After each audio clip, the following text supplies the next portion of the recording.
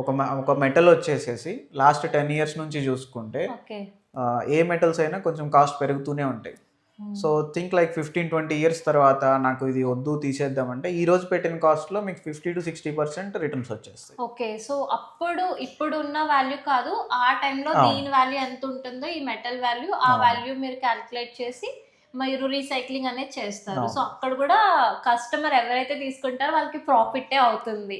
So ఇప్పుడైతే మీరు చూస్తున్నారు కదా, ఈ బెడ్ని ఎంత బ్యూటిఫుల్గా డిజైన్ చేశారో. మనకి మంచి వార్డ్రోబ్ ఇచ్చారు అండ్ మిర్రర్ ఇచ్చారు, మిర్రర్ విత్ స్టోరేజ్ ఇచ్చారు అండ్ మంచి బెడ్ని కూడా వీళ్ళైతే డిజైన్ చేశారు.